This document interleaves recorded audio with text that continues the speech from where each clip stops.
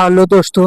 आज हम अन, आज हम आरआरबी एनटीपीसी अंडर ग्रेजुएट 2025 में परसेंटेज रेशियो और सीआईओएसआई से टोटल हम 24 सवाल का सोचने करवाएंगे।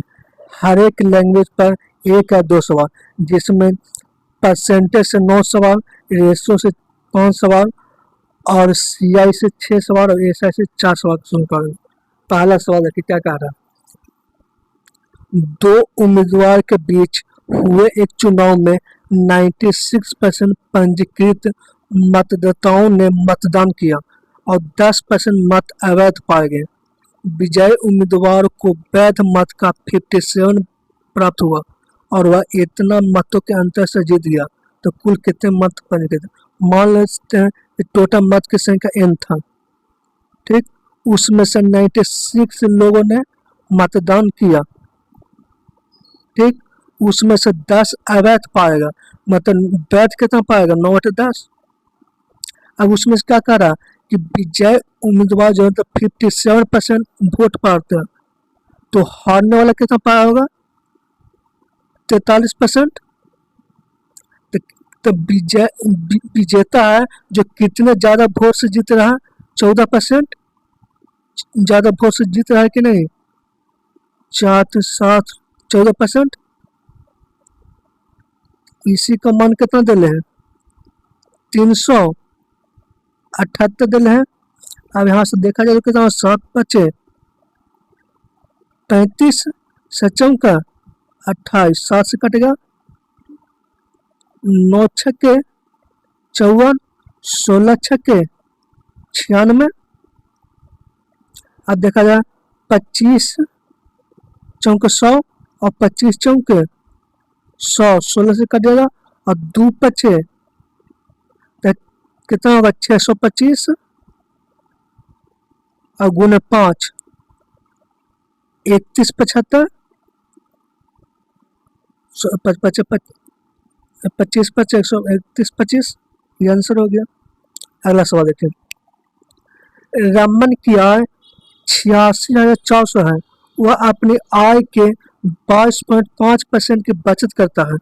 यदि उसकी आय में 22% की वृद्धि होती है और व्यय में 22% की वृद्धि होती है तो बचत क्या होगा? तो सबसे पहले देते हैं कि 22.5% का फ्रैक्शन वैल्यू क्या होगा? 9/40। 9/40 आएगा कि नहीं? तो जिसमें इनकम और सेविंग का रेशियो निकल गया कि नहीं? जैसे में इनकम अगर 40 है,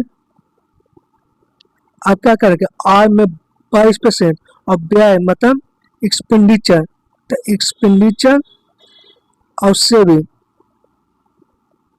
तो इनकम 40 है, सेविंग 9 कर रहा, तो खर्चा कितना कर रहा होगा? 31 कर रहा हूँ। इसका रेशियो निकल गया कि नहीं? अब सवाल में क्या करा कि आय में 22% का वृद्धि कर देते हैं, अगर इनकम में हम 22% का वृद्धि कर देते हैं और एक्सपेंडिचर में 25% का वृद्धि कर देते हैं, ठीक। तो सवाल में पूछ रहा है कि बचत में कितना वृद्धि करना होगा, तो इस सवाल क्या होगा? डेविएशन का सवाल होगा कि नहीं?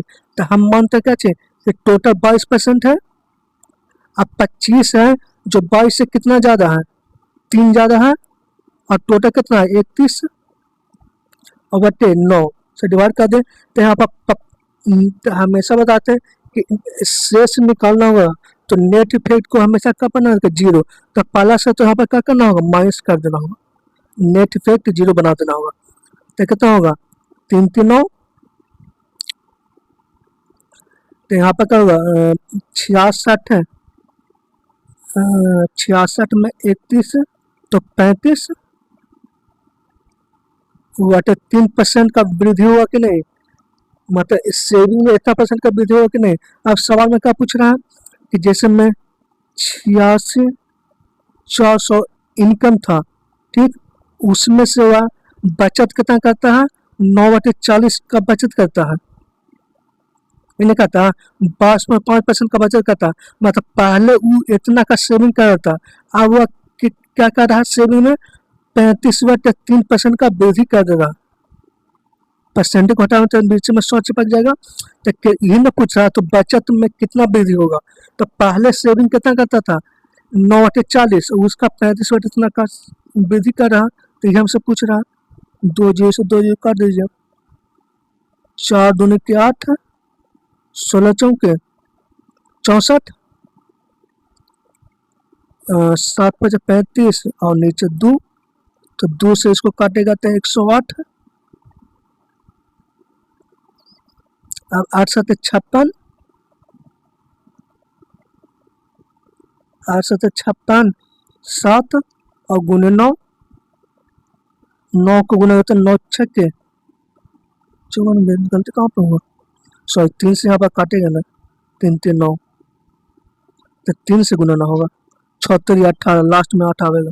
ये आंसर हो गया। अगला सवाल देखिए, ये क्या कर रहा है। एक जिले की जनसंख्या इतना है जिसमें से इतना पुरुष है, 44% जनसंख्या साक्षर है। यदि 59% पुरुष साक्षर है तो कितने प्रतिशत महिला साक्षर है।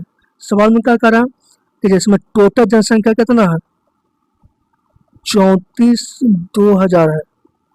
टोटल मतलब क्या हुआ मैन प्लस वुमेन, जिसमें मैन कितना है 22 इतना है। तो इसको डिवाइड करके कितना होगा 2/3 आएगा। मतलब क्या हुआ कि मैन और women, man plus women total कितना है 3 है।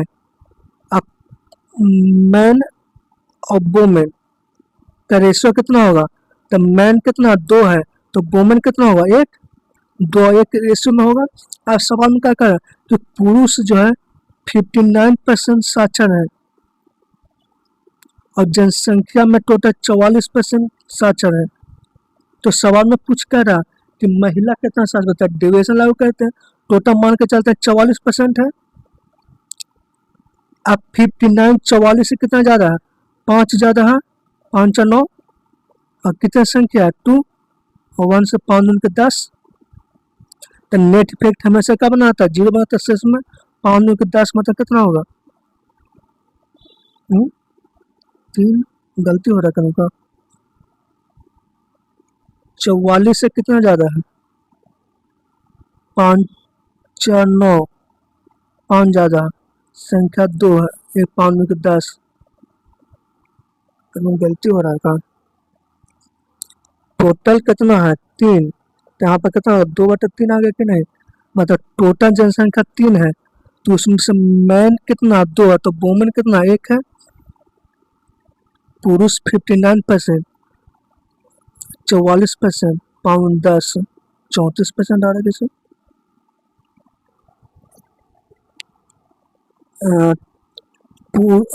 जनसंख्या 44% और 59% पुरुष साक्षर है तो कितने महिला है तो वुमेन कितना है तो 15 ज्यादा ना होगा, 15 ज्यादा होगा। तो 15 को 30 मतलब कितना होगा 14।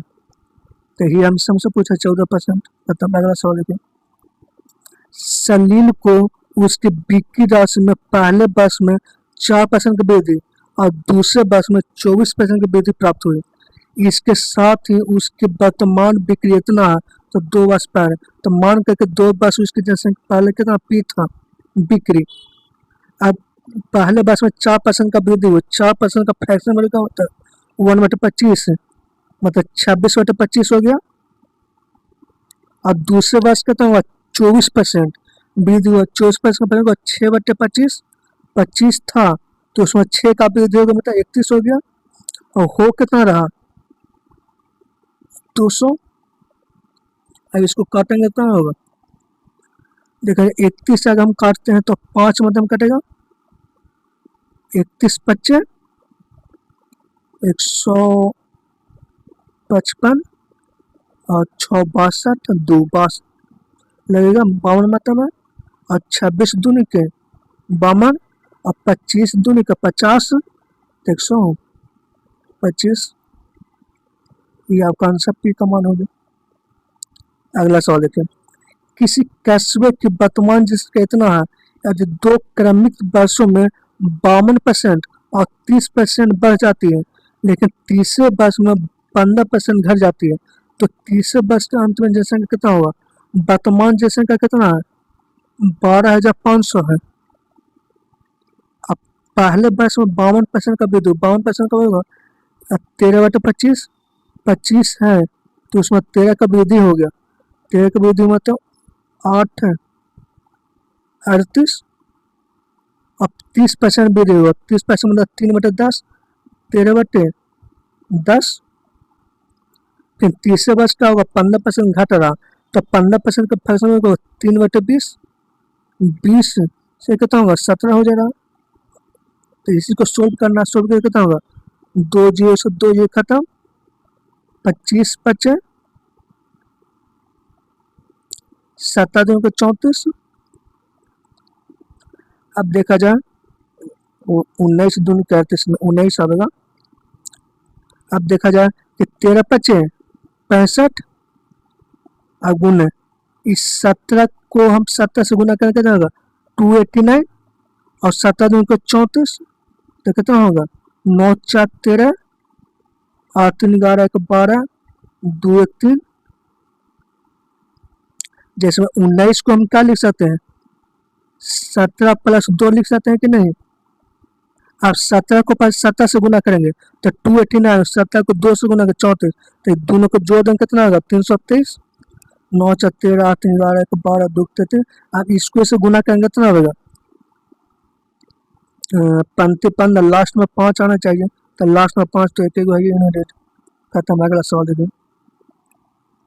कोई व्यक्ति ऋण चुकाने के लिए अपने मासिक वेतन के 30% के बराबर मासिक भुगतान करता है, वह शेष वेतन का 20% खर्च करता है और इतना बचत करता है। सवाल है, मान के चलते हुए टोटल 100 था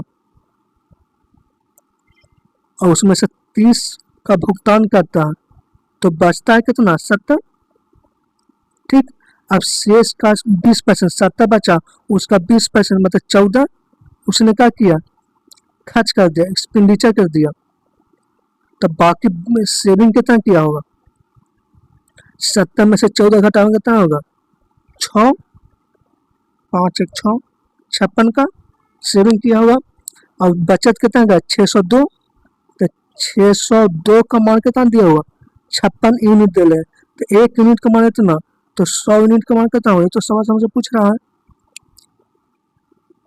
अब देखा जाए तो कितना वाला लगेगा? अगर इसको हम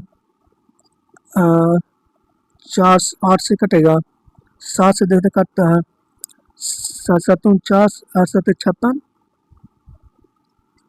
8 7 56, 4 7 6 का 42, 7 से कट जा रहा, 43, 2 25, मतलब कितना होगा? 43 गुना 25। अगर 25 को अगर हम 40 से गुना करेंगे तो 25 चौके 100, 1000 आएगा, और वो काम है 25 में 3 से गुना 25 तो 75, जोड़ेंगे तो कितना आ जाएगा? 10 75, ये आंसर हो गया। जैसे मैं 40 को क्या लिख सकते, 43 को 40 + 3 लिख सकते हैं, तो 25 को पहले 40 से गुना किए तो 1000 और फिर 3 से गुना कर दिया, जोड़ दिया आंसर आ गया। अगला सवाल क्या करना? 75 का 65%, 75 है, इसका 65% 15 के 4/5 से कितना ज़्यादा है? इन्हें सवाल है। तो 25 दिया, 25 चौके 100, 16 चौके 64, और 16 चौके 64, 64 10 2 5, 16 25 से 75, 16 3 48, अब इतना का 5 4 12, तो कितना ज़्यादा है? घटा देते हैं, तो 36.75। ये हमसे पूछ रहा था। अगला सवाल देखिए। सलील के वेतन में पहले 25% की कमी की गई, और बाद में 12% की वृद्धि गए। पहले क्या किएगा, 25% का फ्रैक्शन होगा 1/4, पहले 4 था उसमें से एक का कमी कर कितना होगा 3, उसके बाद 12% का वृद्धि किया, 12% का फ्रैक्शन होगा 3/25, 25 था 3 वृद्धि करके कितना होगा 28 हो गया। तो इसको काटेंगे तो 7 अट्ठाईस 7 21 बटे 24 25।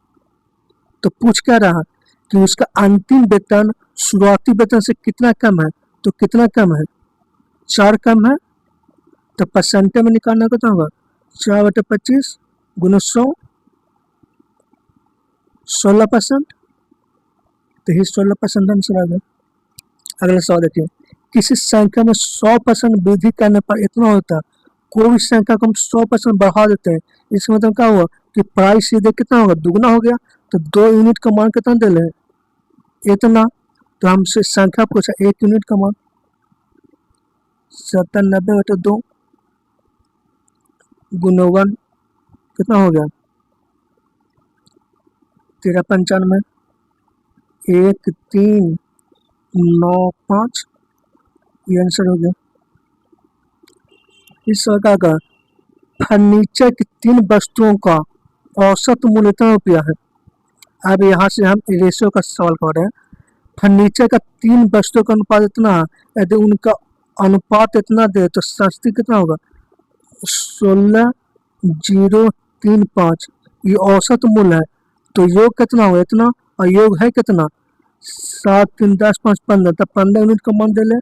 तो हमसे पूछा सबसे सस्ती, सस्ती कौन है 3, 3 का मान कितना होगा 5, 5 3 15, 5 2 10 07 7 21 3 6 3 9 96 कैसे आ गया। अगला सवाल देखिए, सवाल क्या है कि टोटल 402 धनराशि है, उसको 13 8 9 में बांटना है। तो टोटल कितना हो गया 8 9 3 22 9 3 12 22 8 30। तो 30 यूनिट का मान दे ले। तो हमसे पूछा सबसे बड़ा और सबसे छोटा, सबसे बड़ा कौन है 13, सबसे छोटा कौन है 8। तो 5 का मान पूछ रहा 6 6 चौका 36 6 के 42 67 आ गया, ये आंसर हो गया। अब क्या कहा तृतीय अनुपात पूछा, तो तृतीय अनुपात क्या होता है b² / a। तो b कितना है 51 गुना 51 और बटे a कितना है 9। तो 3 से काटेंगे 17 और भी 3 से काटेंगे 17 कितना होगा 289, ये आंसर हो गया। मध्यानुपात पूछे, तो मध्यानुपात क्या होता है दोनों का सीधे अंडर रूट कर दीजिए, अंडर रूट। अब 96 को क्या दे सकते हैं 16 छक्के और इसको 9 छक्के, अंडर रूट करेंगे तो 16 में 4 आ रहा, 1 6 और 1 3, 4 12 छक्के 16 34 18 चौके 72, 72 आंसर हो गया। अगला सवाल क्या कर रहा है कि यदि पहली संख्या उसका 51% दूसरी संख्या का 6/7 है, 3 77 या 51, तो x और y का रेशो कितना हो गया, y करेंगे तो कितना होगा 300, सॉरी 7 51 तो 2 है 200 और कितना होगा 7 49 7 4 119, 200/119, ये आंसर। CIO/SI से पूछा हुआ टोटल हम 10 सवाल का सोल्यूशन कर रहे हैं, हर एक लैंग्वेज पर 1 या 2 सवाल, जिसमें हमने CI से 6 सवाल और SI से 4 सवाल लिए हैं। पहला सवाल देखिए क्या कर रहा है, अभी हम CI का 6 सवाल का सोल्यूशन कर रहे हैं। यदि किसी निश्चित धनराशि पर दूसरे वर्ष के दौरान अर्जित ब्याज 9,828 है और ब्याज की दर 12% वार्षिक है, तो वार्षिक रूप से संयोजित होती है, तो धनराशि ज्ञात कीजिए। सवाल कर रहा है तो मान के चलते हैं कि प्रिंसिपल P है, ठीक, तो 12% का फ्रैक्शन वैल्यू क्या होता है 3/25 मतलब 25 प्रिंसिपल था, तो उसमें से 3 ब्याज मिला, तो अमाउंट कितना हो गया? 28 अमाउंट हो गया। मतलब 1 साल का अमाउंट कितना हो गया? मतलब प्रिंसिपल को अगर हम 1 साल का मल्टीप्लाई फैक्टर से गुना कर देंगे तो 1 साल का अमाउंट हो गया। तो 1 साल का जो अमाउंट होता है यही तुम्हारा दूसरे साल का प्रिंसिपल हो गया। अब दूसरे साल का प्रिंसिपल में से अगर 1 साल का ब्याज से गुना करते हैं तो ब्याज कितना होगा? 3/25। तो ये क्या होगा? दूसरे साल का ब्याज निकल गया कि नहीं? तो दूसरे साल का ब्याज कितना है? 9,828 है। ये हमसे सवाल पूछ रहा था।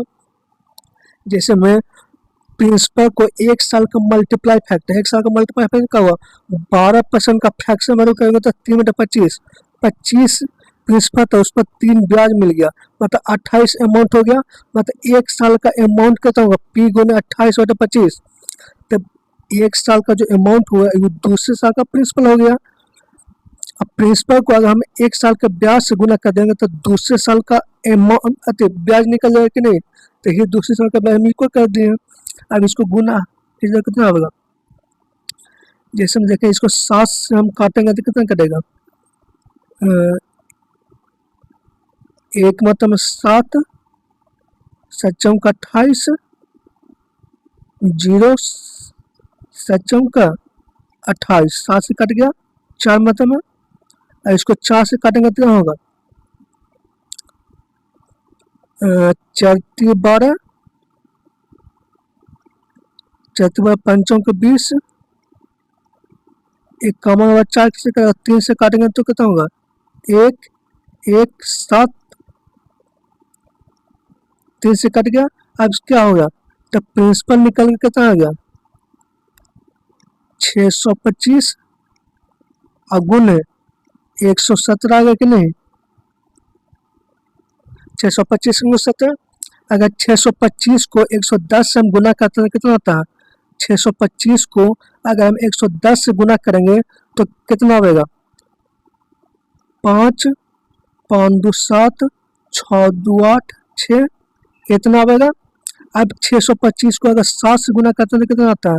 7 5 35, 7 2 14, 3 17, 7 6 42, 1 43। अगर दोनों को हम जोड़ेंगे तो कितना रहेगा?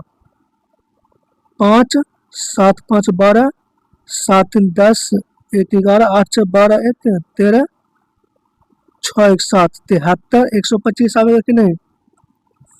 कितना आ गया? इसको गुना करने पर 73, 125। यही आपका आंसर हो गया। जैसे में एक इसको हम क्या लिख सकते हैं? 110 + 7 लिख सकते हैं कि नहीं? तो यही हम गुना किए कि 625 को पहले 110 से गुना कर दिए और उसके बाद 625 को 7 से गुना करते, दोनों को जोड़ देते, आंसर आ गया कि नहीं? कौन आंसर हो गया? सी आंसर हो गया। अगला सवाल देखिए। इतना रुपए की धनराशि एक निश्चित वार्षिक ब्याज दर पर 3 वर्षों में इतना हो जाता है, जबकि ब्याज वार्षिक रूप से संयुक्त किया जाता है। तो वार्षिक ब्याज दर का रेट निकालना है। तो रेट कैसे निकालेगा? जैसे में प्रिंसिपल कितना है? 2 2 4 2 6 0, 2 2 4 6 0। प्रिंसिपल इतना है तो 3 साल में अमाउंट कितना हो जा रहा है? 10 9 2 7 2 7 हो जाएगा। मतलब प्रिंसिपल इतना है तो 3 साल में अमाउंट इतना हो जाएगा। तो 3 साल का मल्टीप्लाई फैक्टर निकलेगा कि नहीं? तो 1 साल का मल्टीप्लाई फैक्टर कितना होगा? 1/3 करते हैं, ताकि रेट निकालने के लिए हमको 1 साल का मल्टीप्लाई फैक्टर निकालना पड़ेगा। तो ये 3 साल का मल्टीप्लाई फैक्टर होता है, 1 साल का मल्टीप्लाई फैक्टर कितना? 1/3 हो गया। तो कितना हो गया? अब ऊपर से क्यू निकालना है तो लास्ट का यूनिट कितना है? 7 है। तो 7 का क्यू कीजिएगा तो यूनिट कितना होगा? 7 7 49, 9 से 63 3 आएगा, यूनिट 3 आ गया। मतलब यूनिट जो 7 है इसका होल क्यू कीजिए तो इसका यूनिट कितना? 3 आता है। अब लास्ट से 3 डिजिट छोड़ दीजिए। अब बाकी जो बचा कितना? 10 92 बचा। तो 10 92 के जस्ट पहले परफेक्ट क्यू किसका आता है? तो देखते हैं कि 100 का आता है, 10 का आता है, मतलब 10 92 के जस्ट परफेक्ट क्यू किसका आता है, 10 का, मतलब 1000। तो 1000 तो उसको 103 लिख दिए, तो 103 का क्यू है और नीचे कितना का क्यू है, 100 का क्यू है। तो 1 साल का ये मल्टीप्लाई फैक्टर निकलेगा कि नहीं। जैसे में क्यू हमको निकालना है तो क्यू कैसे निकलेगा, लास्ट का जो यूनिट डिजिट है 7, इसको होल क्यूब कीजिए, तो होल क्यूब कीजिए तो इसका यूनिट डिजिट कितना आता है, 3 आता, तो 3 लिख दीजिए और लास्ट से 3 डिजिट छोड़ दीजिए और बाकी जो बचा जो संख्या 10 92 उसके जस्ट पहले परफेक्ट क्यूब किसका होता है, तो हम जानते हैं कि 10 का पर क्यूब करेंगे तो 1000 होता है, मतलब इसके जस्ट परफेक्ट पहले परफेक्ट क्यूब 1000 है, मतलब 10 का क्यूब तो 103 इसका क्यूब हो जाएगा। तब ब्याज कितना मिल रहा है, घटाएंगे तो कितना ब्याज मिल रहा है, तो हमको परसेंटेज में पूछा तो परसेंटेज कितना हुआ, 3/100 × 100, मतलब 3% का ब्याज मिल रहा है कि नहीं। तो ये तुम्हारा रेट हो गया 3% का। अगला सवाल देखिए, 625 रुपये की धनराशि एक निश्चित वार्षिक ब्याज दर पर 2 वर्षों में 841 हो जाती है, जबकि ब्याज वार्षिक रूप से संयुक्त किया जाता है, तो ब्याज की दर निकालना, रेट निकालना, तो 1 साल का हमको काम निकालना अपना मल्टीप्लाई फैक्टर। 625 रुपये की धनराशि 2 साल में कितना हो जा रहा है, 841 हो जा रहा है, मतलब 2 साल का मल्टीप्लाई फैक्टर निकलेगा। तो 1 साल का मल्टीप्लाई फैक्टर निकलेगा कितना, इसका अंडर रूट कर दीजिए 1/2। अब 841 किसका होता है, 29 का होता है, और 625 कितना होता है, 25 का होता है, मतलब 25 प्रिंसिपल था तो 1 साल में अमाउंट कितना हो गया 29, तो ब्याज कितना मिला 4। तो हमको परसेंटेज में निकालना, तो परसेंटेज कितना होगा 4/25 × 100, 16%। ये आपका आंसर होगा 16%। अगला सवाल देखिए,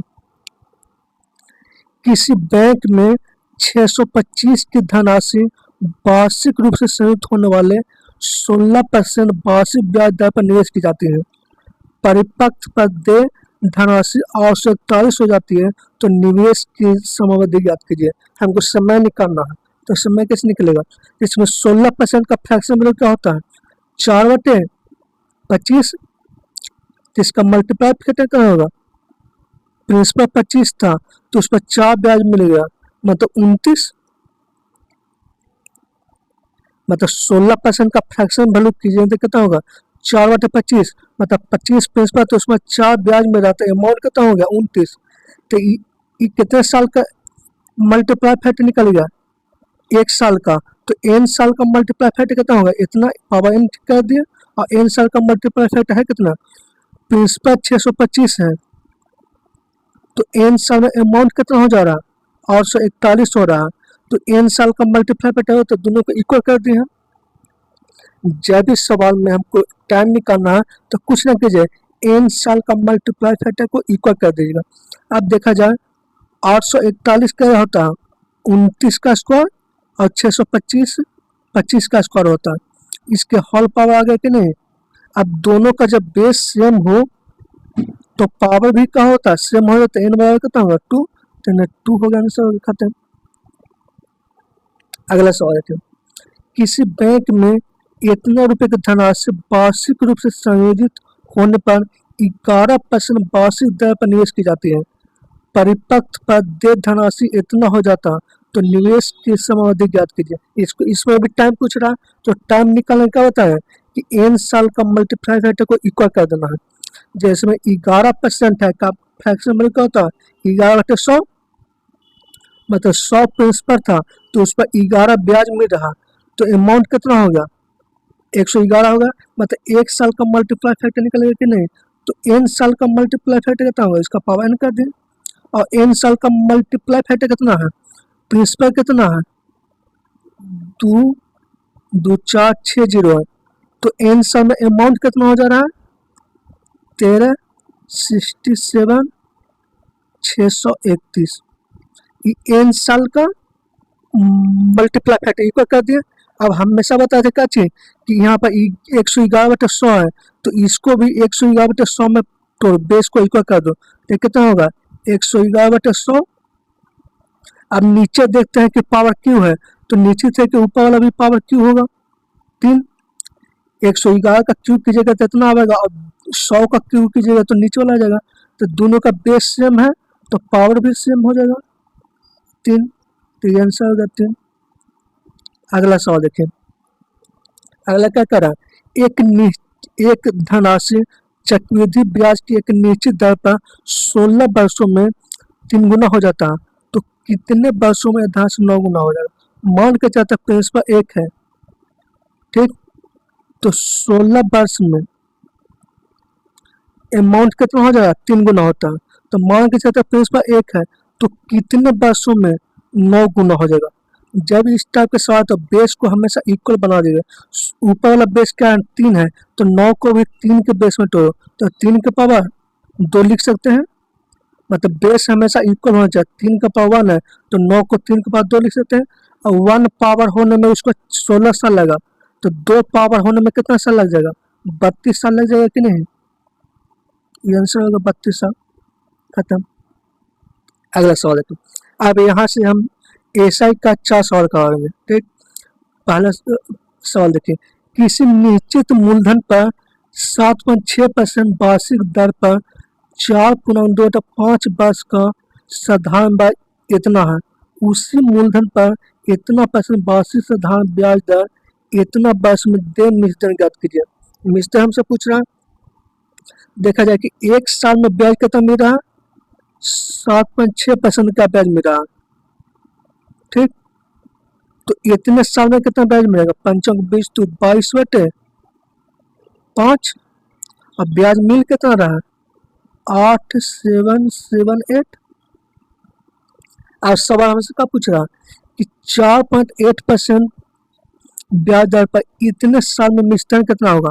तो देखें कि 1 साल में ब्याज कितना मिल रहा है, 4.8% का ब्याज मिल रहा है, तो इतने साल में ब्याज कितना मिलेगा, 8 7 56 57 58/7, इतने साल का ब्याज मिलेगा कि नहीं।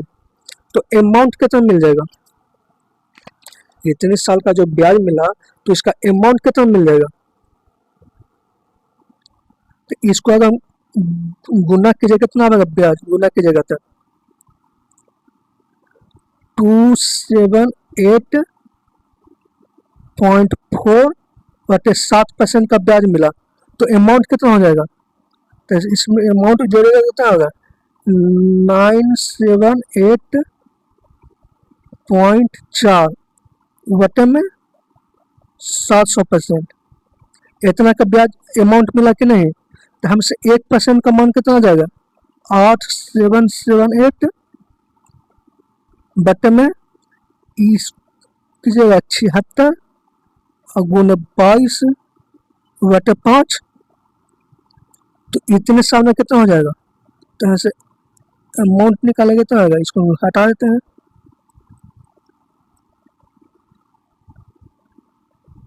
इसको हटाते हैं तो कितना होगा, गुना कर दीजिएगा 978.4 और वटे में 700।